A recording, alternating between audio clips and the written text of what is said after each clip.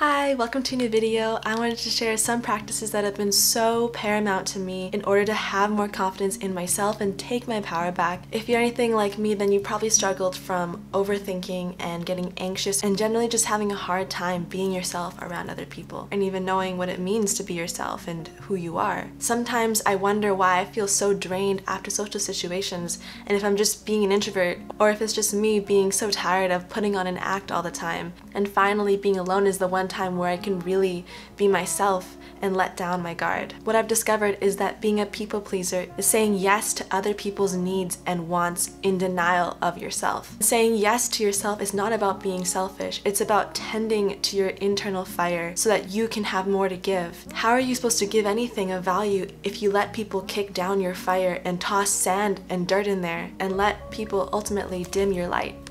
Thinking back to the first moments that I remember where I started to deny myself was when it came to childhood. Just recently I started to remember back. For example, I would want to be alone sometimes and I felt forced into social situations where I had to talk to new people and it wasn't allowed for me to be myself and say no, I want to be alone right now.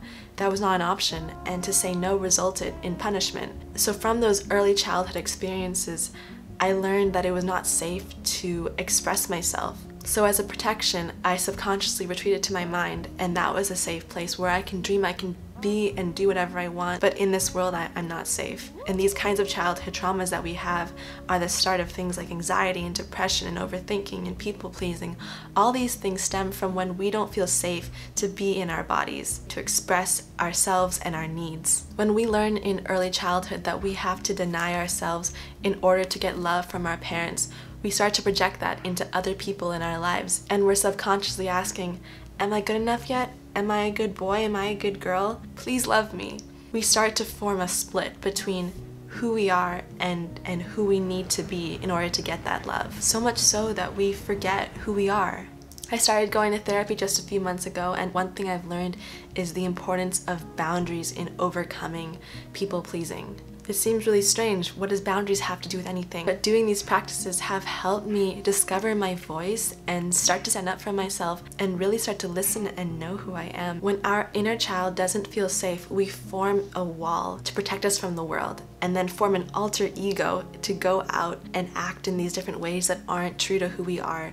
But it makes us feel safe because there's a distance between us and the outer world. But what boundaries does is we create a safe protection. Because this boundary is here, our inner child feels safe to go out and express itself, and in return we are able to show up in our authenticity. So, practice number 1, likes and dislikes.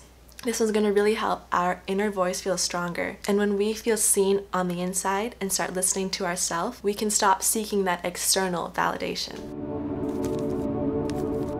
So, think about a food that you really like. Think about the way it tastes in your mouth and how your body responds to that food.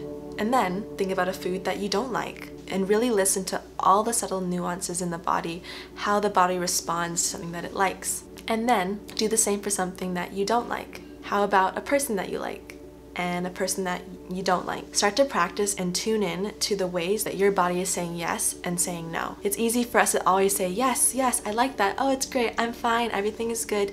But when we start to listen and really clue into when our body is saying no, that is when we stop denying ourselves and how we really feel. And we can start to stand up for ourselves in situations where things don't feel right. And when our body really wants to say no, we're able to express it. Instead of immediately denying our own emotions, the more that we practice listening to our inner voice, the more that we are saying, my voice is valid, and yes, I am worthy of listening to.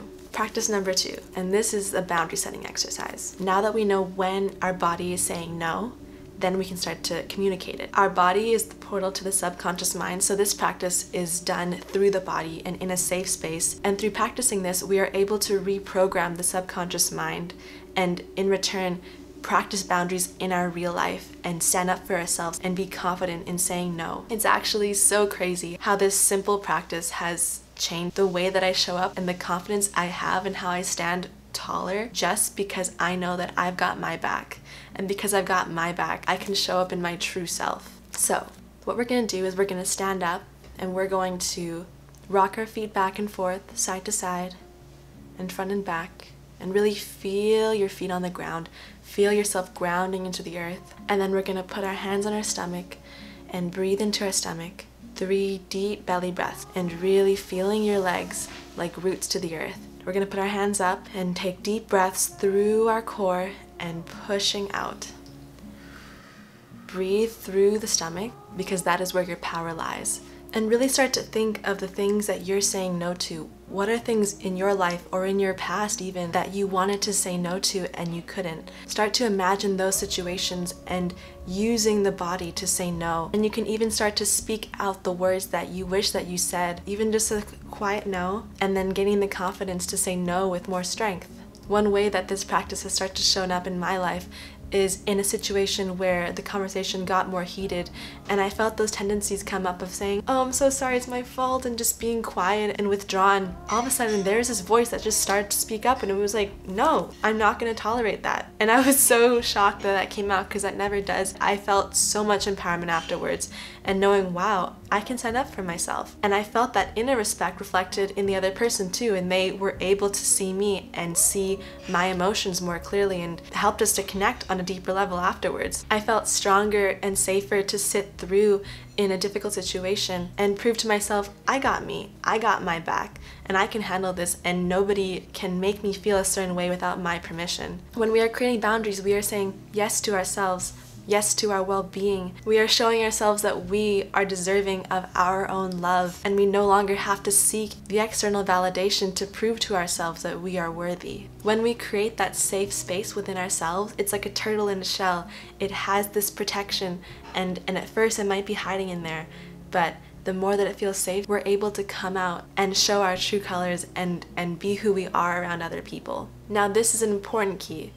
It doesn't matter how much you intellectually understand this, it's about learning it through the body and rewiring those neural pathways by practicing it. And you're gonna keep seeing situations in your life come up that are there to test your boundaries, and it is through a continual practice of listening to yourself and standing up for yourself that is going to create change. So I encourage you to start trying this out and leave a comment of what you took from this. I'd love to hear, and I'll see you on the next one. Bye for now.